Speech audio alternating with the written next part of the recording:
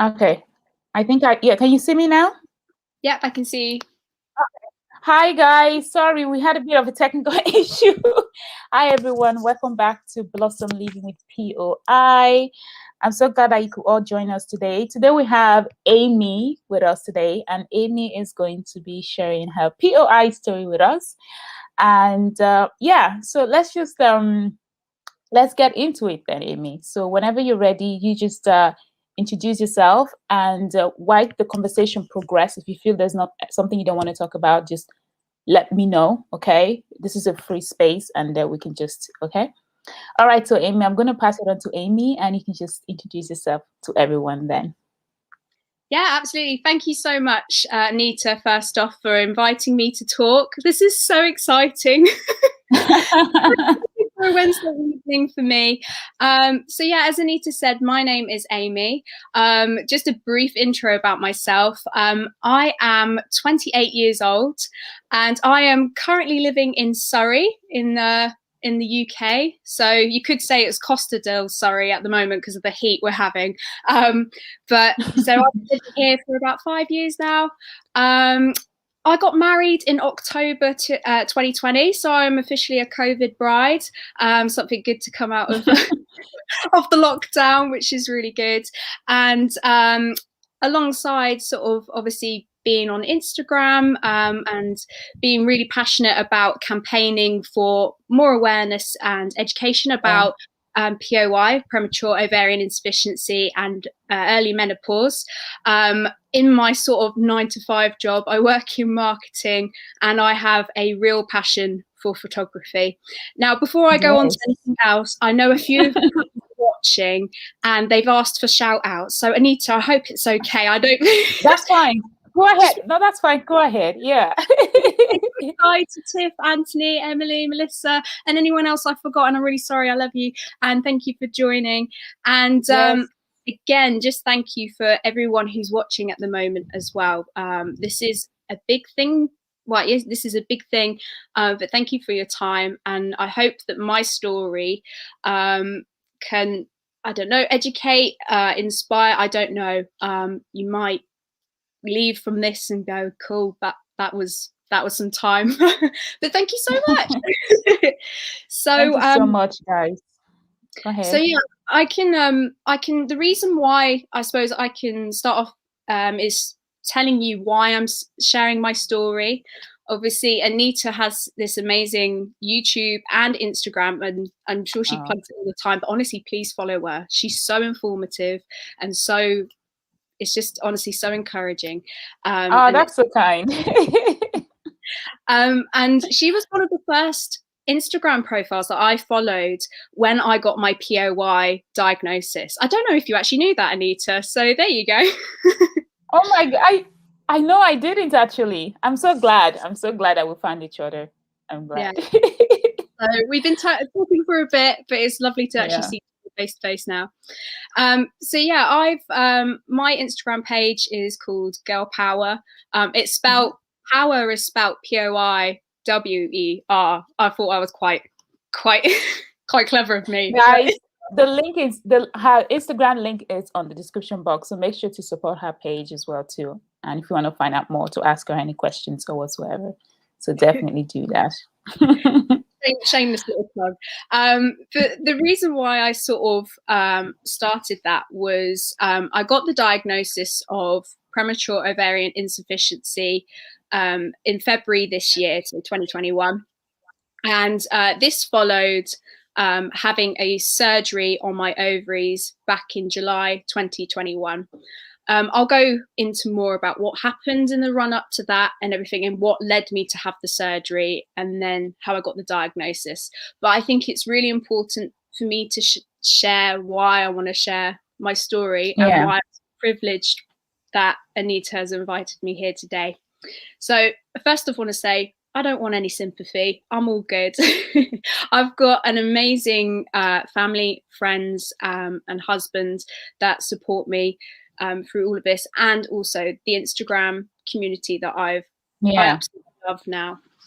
I set up Girl Power about sort of April time this year, but before that I was sort of engaging in the community, getting sort of getting knowledge and advice, because it was all so new and also a bit scary.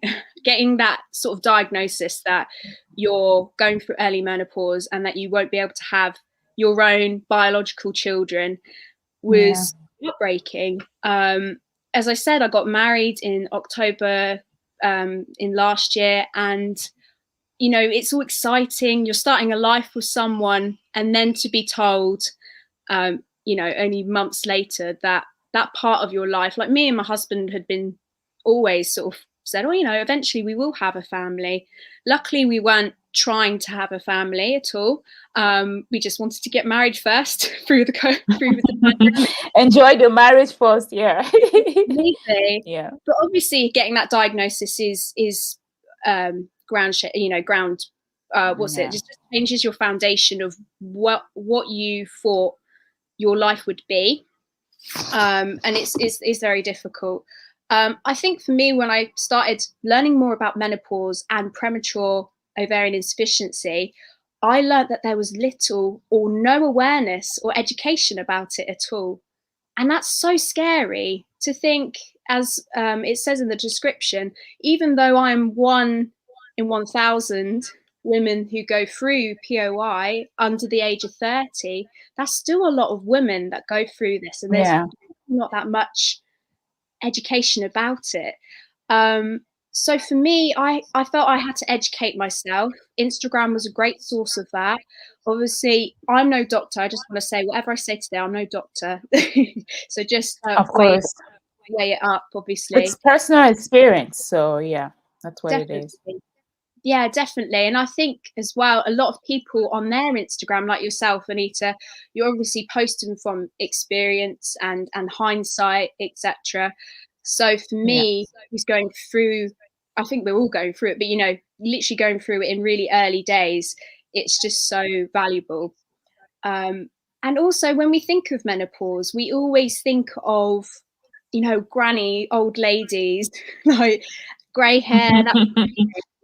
And I started to get angry. I was like, we need to change the face of menopause. We need to, you know, it happens to young women for all different reasons. For me, it was surgery. You know, for other women, it's different reasons. So it sort of inspired me to share my story. And actually, there's a really good quote that I've written down here. I love quotes. I don't know who said it. It was just on one of those. It just had a really fancy background, and it was just really inspiring, and it was good. But it says, when you listen to other stories, you begin to understand yours own better. So it's, I love that. It's so good, isn't it? It just means that me sharing my story might help someone else and help someone feel less alone.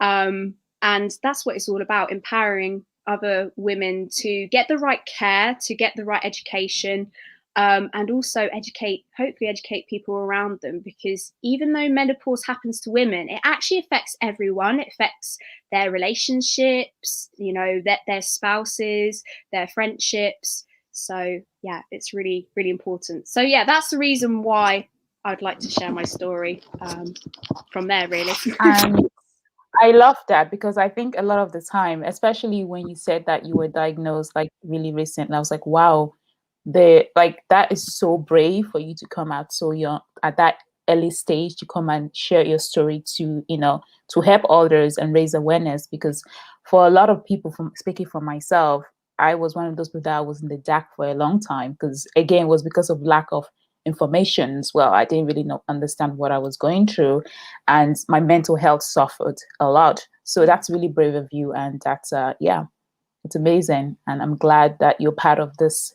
community that supports just each other. So yeah. Oh, thank you. Thanks. Anita, do you want me to sort of actually share my story now? Yes, whenever you're ready, dive into it right away. Yeah. Let's do it. Just do it. No, that's cool. So, as I briefly mentioned before, I got diagnosed with POI in February 2021. that's the year we're in now. I don't know why my brain just malfunctioned then. It's okay. And I was 27 then, so a year younger. And as I mentioned before, I always say it was induced by surgery. And that surgery I had in July 2020. And it was actually a year this Sunday that I had the surgery, which blew my mind. When I actually tracked it back, I said, oh my word, it's Sunday. And to think how far and what's happened in a year is amazing. Scary, but amazing. So I suppose where it all kicked off was in April 2019.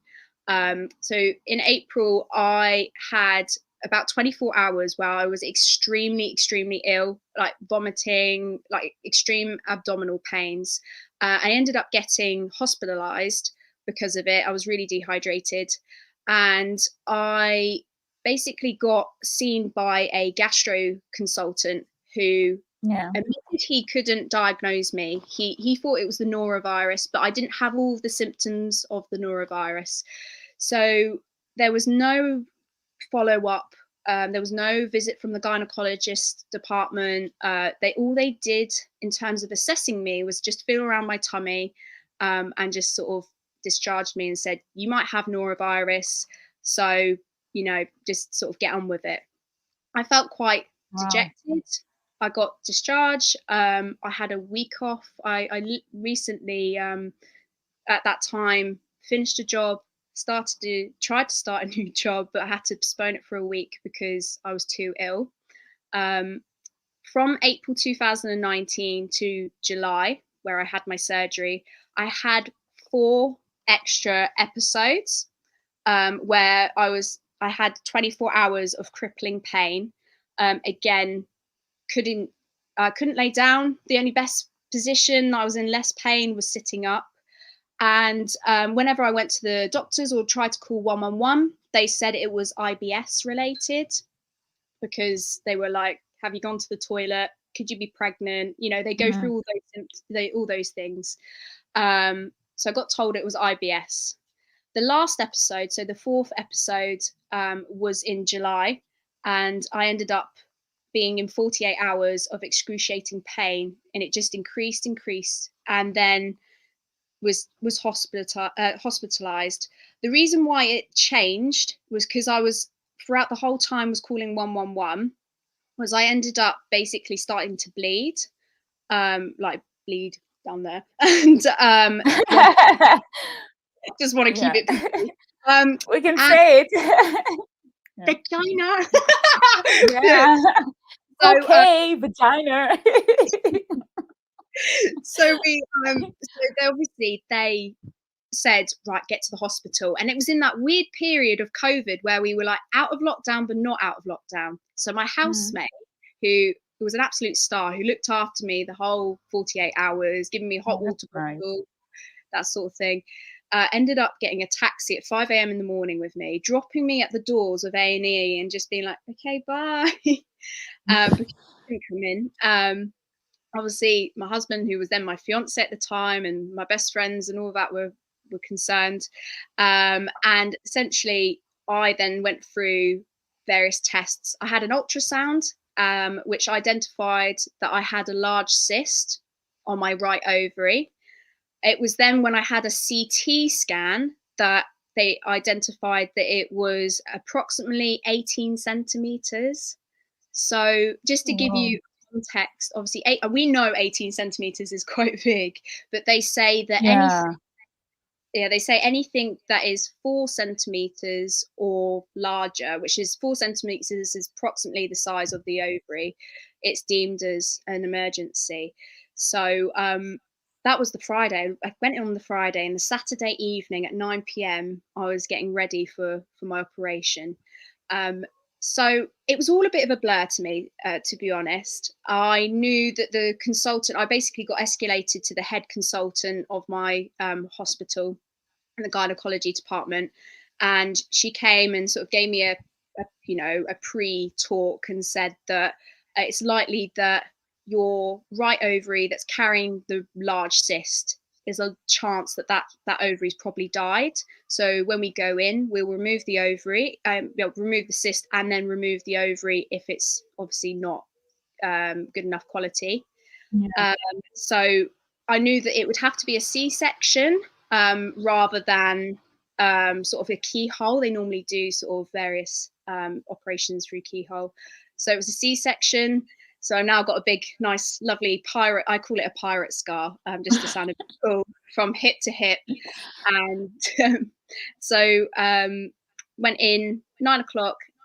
Unfortunately, when I was in the operation, once they removed my right ovary and the right cyst, well, actually, it's important to know this. So those 4 times where I had the pain, where I couldn't move, was crippled, when the consultant opened me up, she found that my ovary and the cyst, because of how big the cyst was, had twisted on itself 4 times. So whenever I got told, oh, it's just IBS, it was actually as mental. Pain. Yeah, it was. I was like, no wonder that hurt, because it was my body contorting itself, and it couldn't. Obviously, the last time where the cyst got so big, it then couldn't obviously like go backward, go back. So it got itself stuck. So once they identified that, removed that, they then found that on my left ovary, I had an 8-centimeter cyst on that. Oh my God. Yeah. So, and they didn't know that, because obviously the scan, where it was so big, even though it was on my right hand side, it was obviously laying, because it didn't have enough room, laying to the left. So it was covering my left ovary. So they couldn't even see that it was there. Yeah. Obviously the consultant did a really, really good job of, because, she didn't let me know. She didn't know it was there, and she knew my age. She knew that I was getting married, because I kept saying to her, I was like, I'm getting married in October. Do you think I can still get married? And she was like, yeah, I mean, it's a big operation, but you should be fine. We're gonna get you there. Yeah, she's like, don't worry. So she spent a lot of time removing the cyst that was on the left ovary. Now she did explain to me that apparently there's different type of cysts. I don't really know the technical term for it, but basically there's 2 types of cysts. There's ones that lay on top of your ovary, like on top of something, and you can sort of slice it off quite easily. Or there's other cysts that sort of dig in, a little bit like ivy that you get on the side of the building, like English ivy. So it's a lot harder to unravel that. So she spent a lot of time doing that. I then obviously wake up from my surgery, get told that she saved my left ovary, and she really hopes that the left ovary will recover for the absence of the right ovary. And she said that we'll keep checking, and we'll go from there. So I got discharged, and pretty much instantly I started getting hot flushes and night sweats, and I was losing hair. Now, it was really difficult at the time with those symptoms to sort of figure out whether it was actually the sort of the hormones at the time. Yeah. She didn't say to me, oh, you might get these. She just said you might have a bit of discomfort. That was the only real advice. But it was weird, because when I got discharged, it was when we had another heat wave. So a lot of hot flushes, I was like, oh, it's just the heat. Losing the hair I was sort of put that down to maybe being, having an operation. My body went through a lot of trauma. So Yeah. there was that. But it was, I think, consistently from sort of obviously July or August, should I say, until sort of January, February time, where my symptoms were just awful. I was incredibly tearful. I was stressed, because obviously I didn't know what was going on with my body. The sort of my hair was still falling out, and the hot flushes and night sweats were just horrendous, to the point where I would wake up in the night, and the night sweats, your bed would just be soaking wet. And it's like the middle of winter. It's really, really hard. Dripping. Dripping. dating and I've just got married to this bloke, and I'm like, sorry, I'm a hot mess over here. But he was very understanding when he watches Yeah. this. Like, yeah, like he was very, very understanding. So, but it was, I didn't know what was going on with my body. Obviously, I was having regular check-ins with my consultant, and she did give me the heads up. I think it was around sort of December time. So yeah, so August to December, I sort of didn't really know. December, she then started saying there might be a chance, because I had an MRI scan as well, which showed that Yeah. the ovary was really bruised.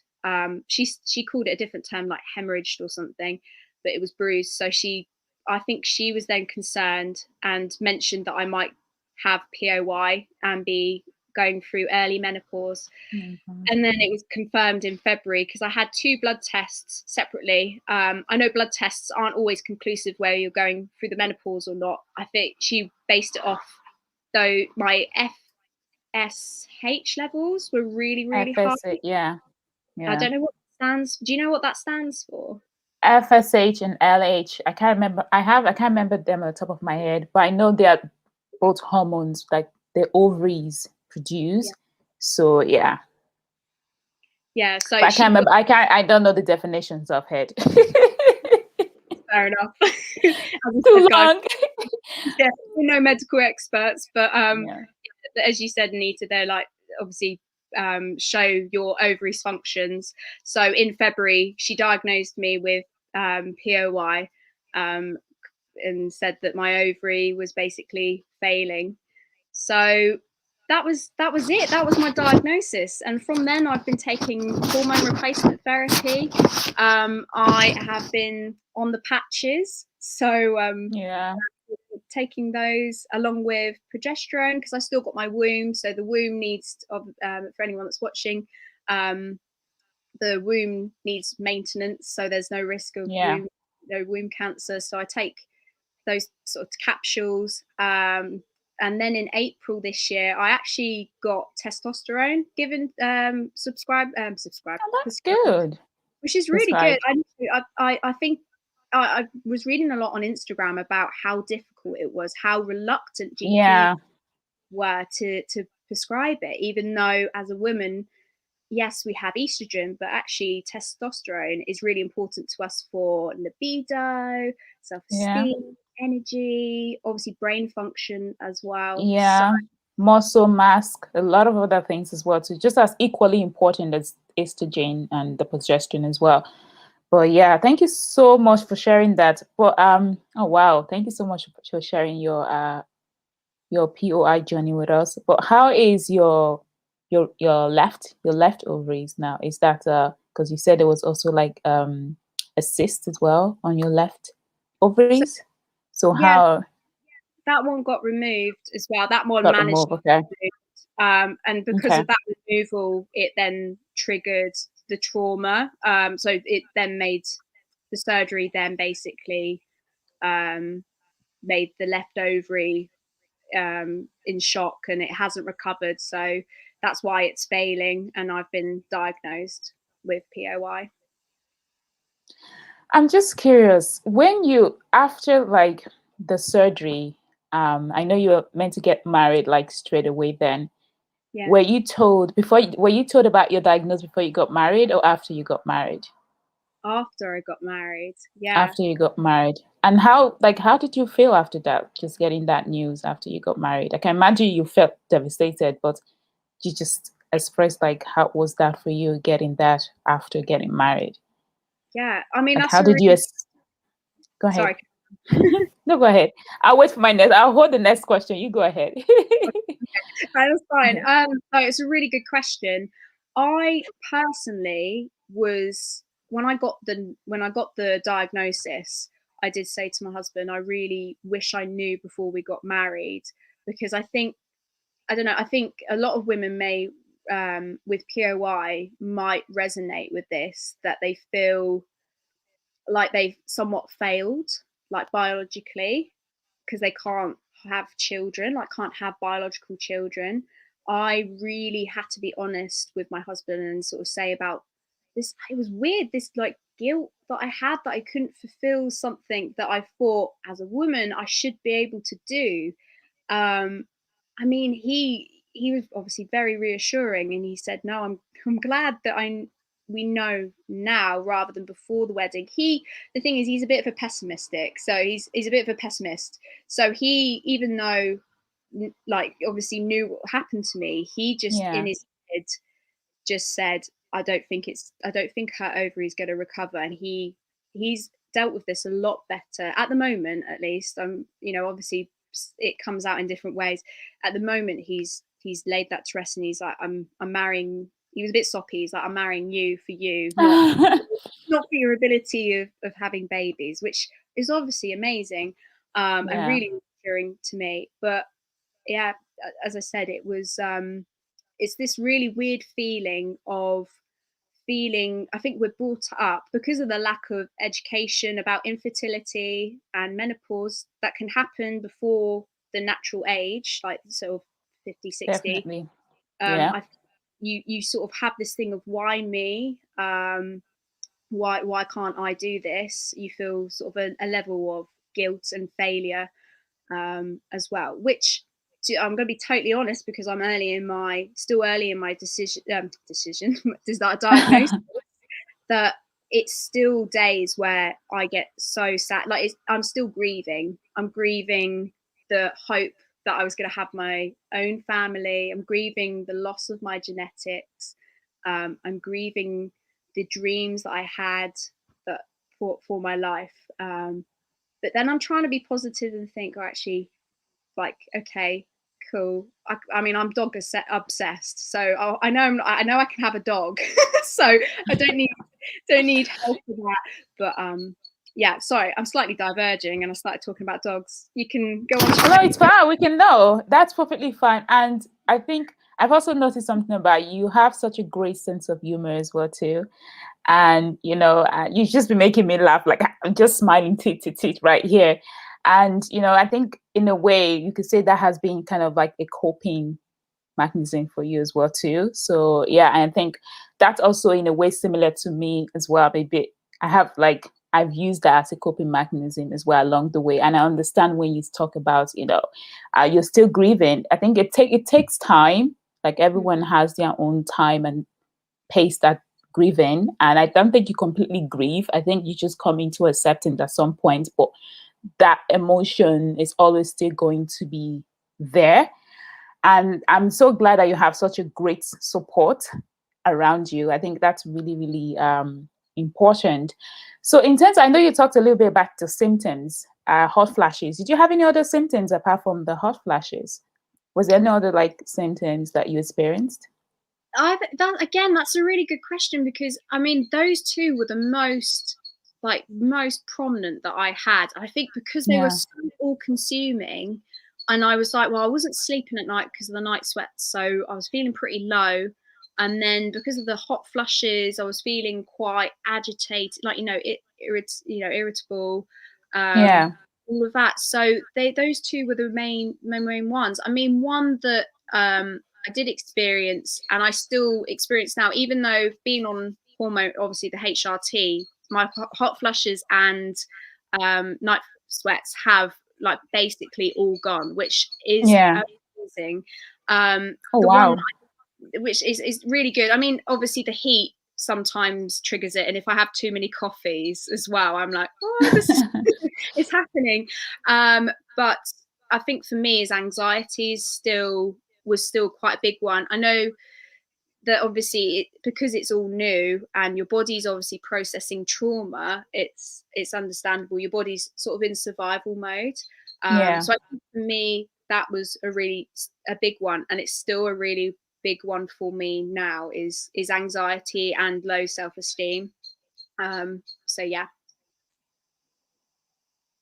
And how is your treatment so far? How are you feeling? I know the hot flashes, like HRT has helped a lot with the hot flashes. Like when you were initially diagnosed, were you put on HRT straight away, or did it take a while for you to like go on treatment? And how is that going so far? Yeah, so when I got given the diagnosis of POI in February, I was instantly put on HRT, so which was really, really good. So I was instantly put on like 50 micrograms of those estrogen patches that I change every 2 weeks, and then the progesterone I have every like 14 days for 14 days. Yeah. And for me, that was really good to have that sort of diagnosis. And then obviously my consultant was very understanding and said, your quality of life at the moment isn't great.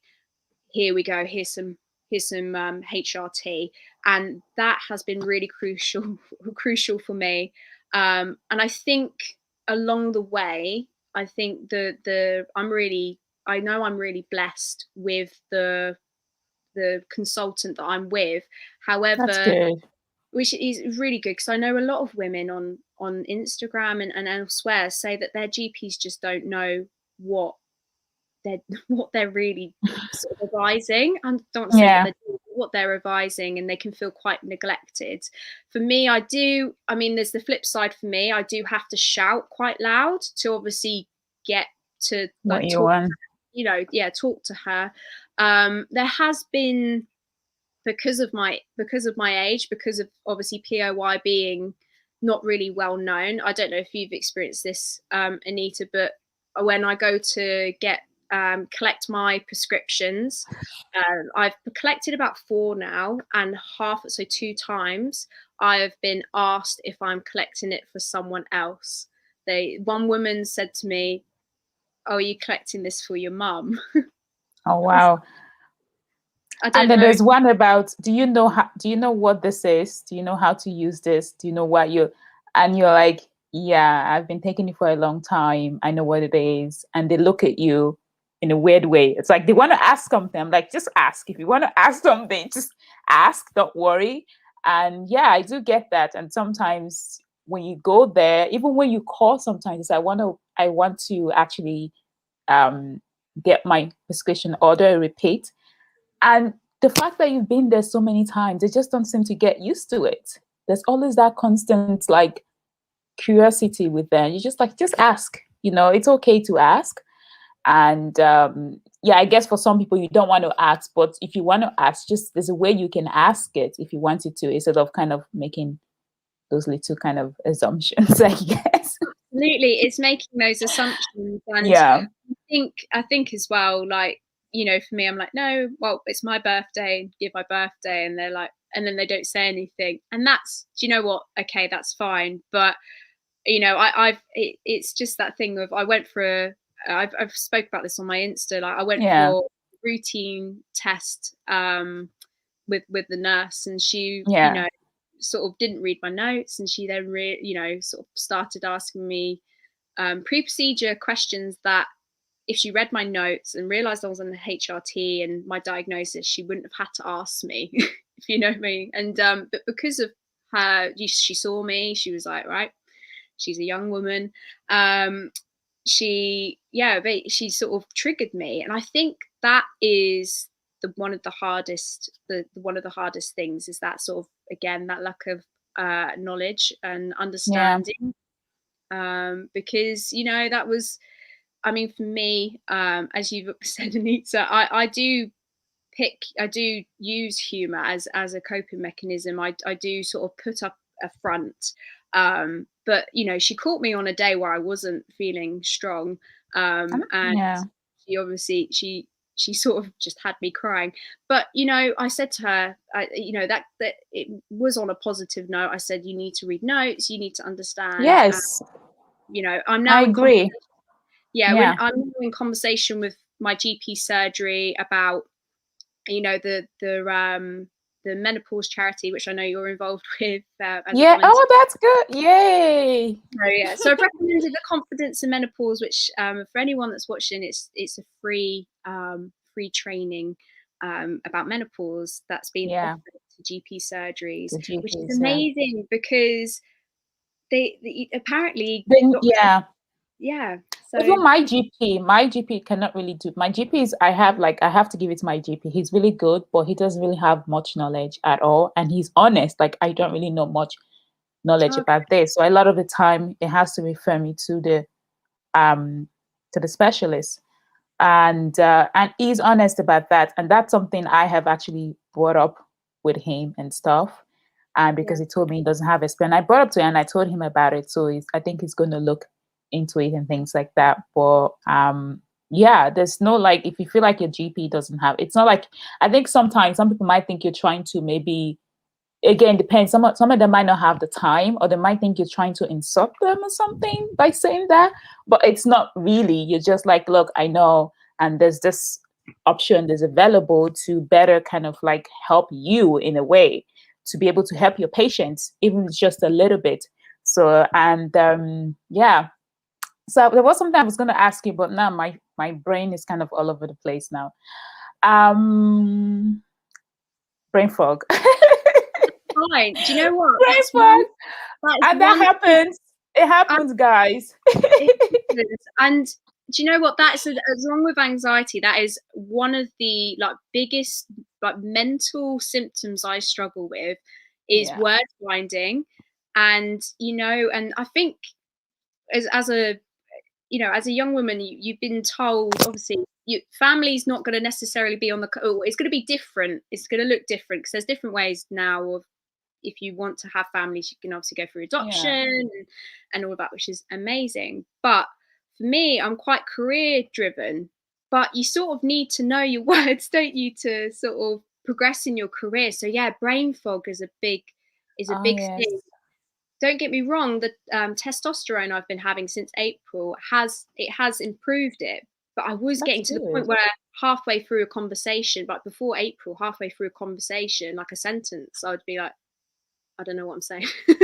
Just blank. I think I can't actually wait to start the testosterone myself just to see how that helps. Because for me, a lot of the time, it's the brain fog and a lot of like joint pain that's been affecting my knees, which I kind of knew that it was because of I needed more, maybe higher estrogen, and of course something the testosterone. But a lot of the time, that wasn't something I've had issues with, but it wasn't really picked up, even though I was complaining. So I had to go through a lot of hoops just to Yeah. kind of do a lot of tests. And I did physio, I did a lot of things just to show that it wasn't like sport injury, because initially I thought maybe it was just like sport injury. I injured myself. I did physio. I was in so much pain when I did physio. That didn't help.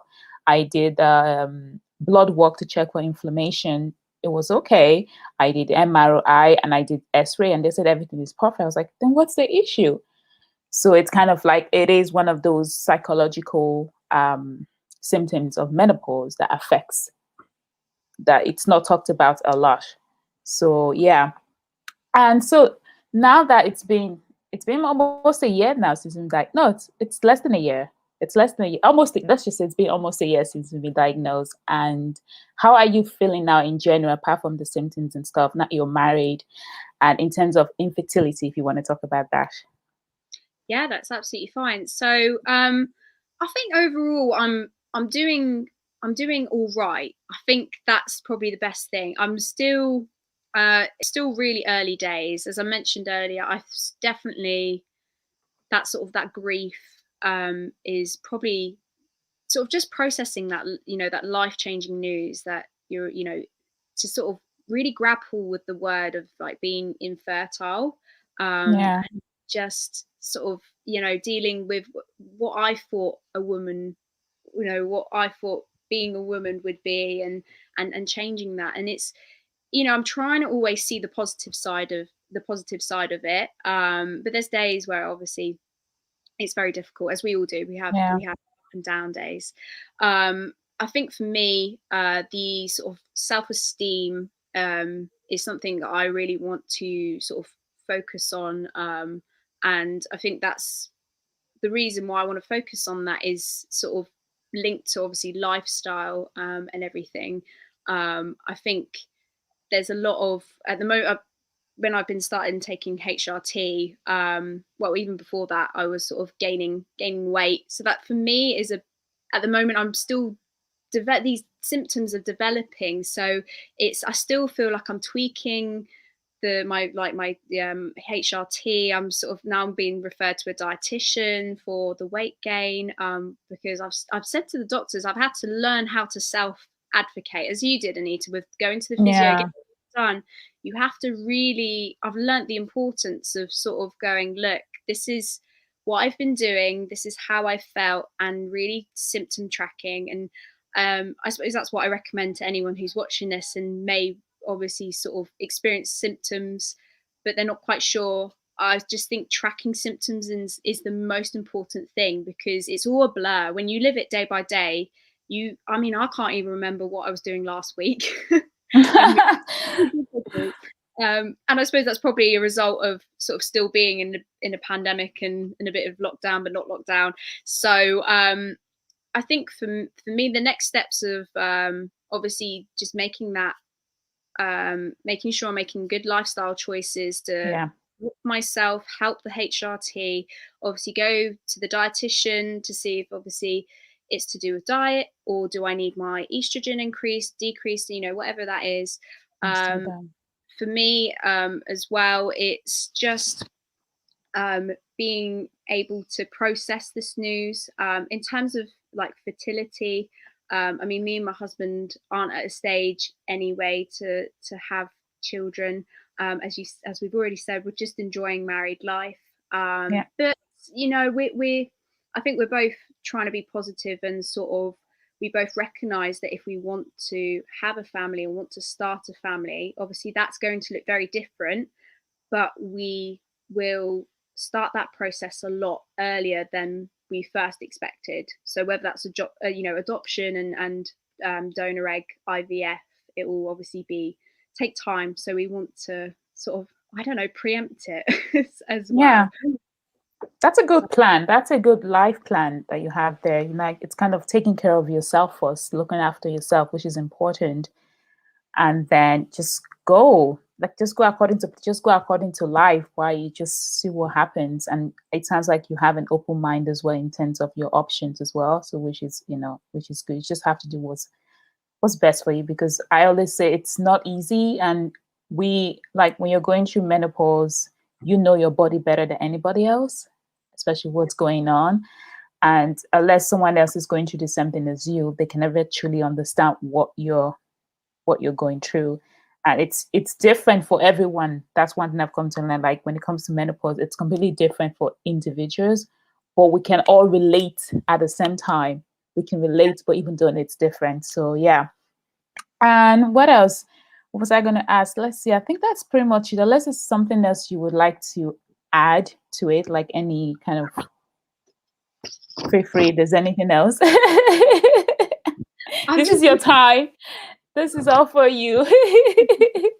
I mean, I'm just looking through my notes really, and I think, yeah, I mean, I haven't got really anything to add, unless obviously, I suppose I know you've plugged the Instagram profile, that my thing, but I just want to say I am really open to people following my profile and messaging me. As I mentioned, I'm just finding so much comfort and encouragement from the community, and also just being really candid with people as well. And yeah, you'll sort of see I'm a bit of a real.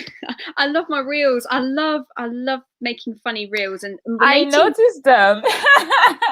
relating them to menopause, because we all know TikTok and reels, and I think for me, I'm trying to channel this anger and injustice about my whole situation, and really trying to be like, right, well, I really want to make a change. Make and I know noise. Yeah, make some noise, because the best thing that we as individuals can do is speak up.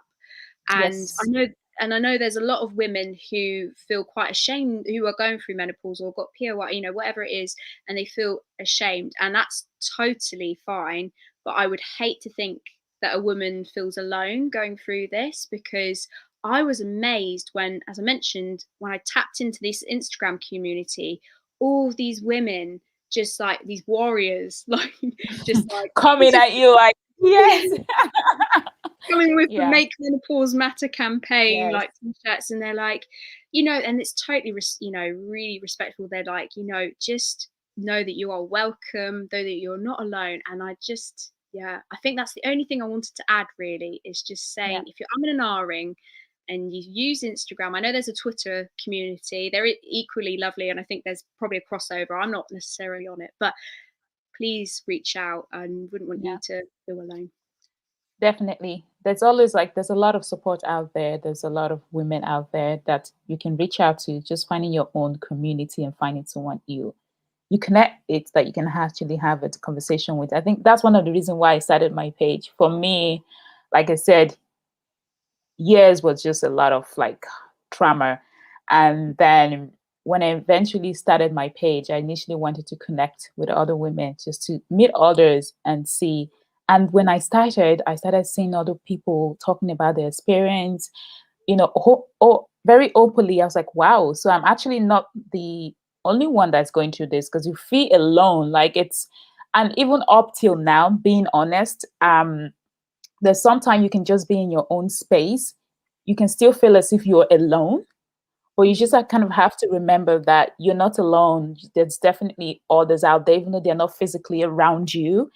Once you go online, there's other people out there you can easily just connect, we can talk to. And if you don't want to engage and share who you are or be publicly open, that's okay. You can communicate with other people closed door and chat with people without physically coming out to talk about yourself until you feel ready to do that. So there is support out there, and I always say the more voice, the merrier. So just do what you can do in your own way to raise awareness and just support. So that is pretty much it. Thank you so much, Amy, for coming on to share your story. I wonder if anybody has any questions. This is the time to ask a question to Amy or myself before we go. I made a little note here. I'm trying to see if there's anything else, but that's pretty much it. How is it treatment? Yeah. Any questions? I don't think so.